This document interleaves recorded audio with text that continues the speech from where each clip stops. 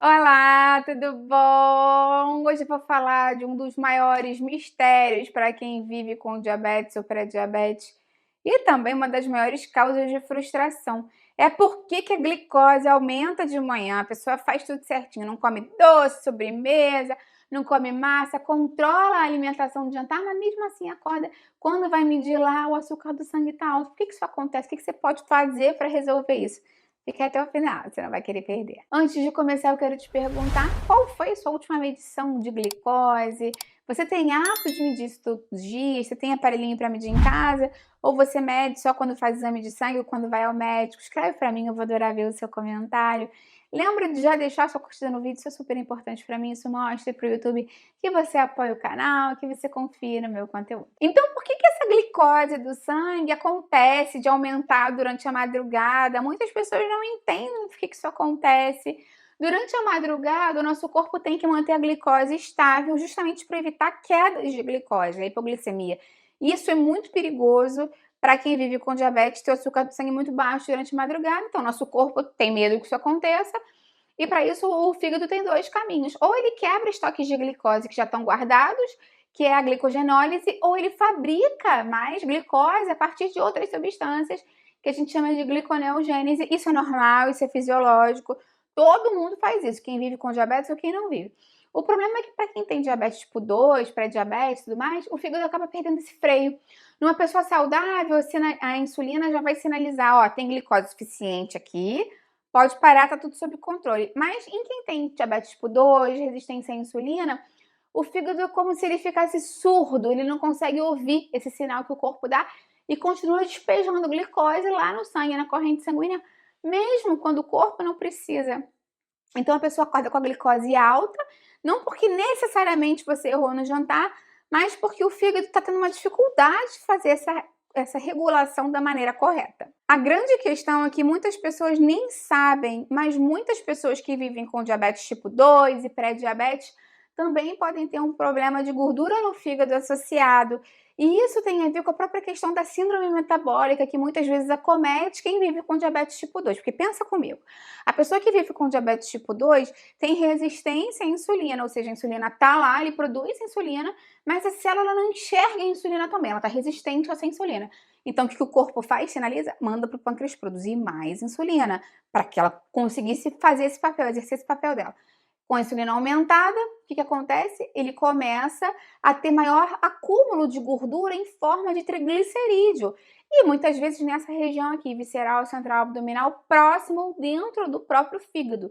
Então, muitas pessoas que vivem com esse diabetes descompensado, diabetes tipo 2 há alguns anos, têm essa questão da gordura do fígado associada, gera uma inflamação no seu fígado que gera essa questão da dificuldade de controlar o açúcar do sangue de manhã.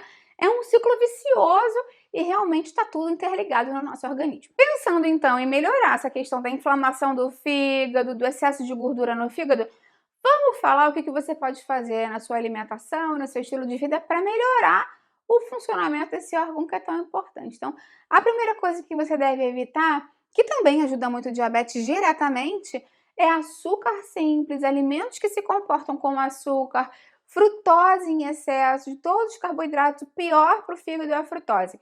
Mas não é a frutose da fruta, não, é dos alimentos industrializados, que tem xarope de frutose, enfim, doces industrializados que têm frutose. Porque esses carboidratos de alto índice glicêmico fazem com que tenha maior secreção de insulina, e como eu te falei, esse excesso de secreção de insulina estimula mais uma vez esse acúmulo de gordura no fígado. Cuidado também com os ultraprocessados. Esses alimentos ultraprocessados muitas vezes já têm esse carboidrato de alto índice glicêmico, tem muito sódio, tem muitos conservantes, corantes, acidulantes, compostos realmente químicos que fazem uma sobrecarga na função do fígado, então não são indicados no dia a dia. Claro que quando a gente pensa em melhorar a saúde do fígado, a gente também tem que pensar em controlar o consumo de bebida alcoólica. Muitas pessoas que vivem com diabetes não se ligam que às vezes o controle da bebida alcoólica é necessário, não só para o fígado, porque dependendo da bebida alcoólica que você consome, pode aumentar o risco de hipoglicemia, ou se for uma bebida tipo uma cerveja, ou uma batida, ou uma caipirinha, uma bebida que tenha muita concentração de açúcar, num primeiro momento pode aumentar muito a quantidade de açúcar do sangue e causar essa hiperinsulinemia também. Então, a bebida alcoólica para quem vive com diabetes tem que ser sempre muito pontual e em poucas quantidades, e o ideal é que você não consuma no dia a dia para não sobrecarregar o fígado também. Cuidado também com o tipo de gordura em que você utiliza para preparar os alimentos e até mesmo para consumir no dia a dia. A gente sabe que existem gorduras que são pró-inflamatórias, como o óleo de canola, o óleo de girassol, o óleo de soja. Esses óleos têm maior risco de aumentar a inflamação do nosso corpo e também, obviamente, a gordura trans, que é uma das gorduras mais inflamatórias que existem. A gordura trans está presente basicamente em alimentos processados, ultraprocessados. Então você vê que o alimento ultraprocessado, quando você retira ele da alimentação, você consegue ajudar de uma maneira mais ampla. Por outro lado, as gorduras saudáveis devem ser consumidas, como as gorduras dos peixes, são ricas em ômega 3, tipo salmão, sardinha, atum, mesmo os enlatados são boas fontes de gorduras saudáveis. A gordura do azeite é maravilhosa para o fígado, a gordura do abacate. Então, as gorduras monoinsaturadas são muito boas de serem acrescentadas quando a gente pensa em melhorar o acúmulo de gordura no fígado. Outra coisa que você pode fazer é o exercício físico. O exercício físico ajuda a queimar parte dessa gordura do fígado, ajuda a melhorar a sensibilidade à insulina e, de uma forma mais ampla, melhora essa questão metabólica.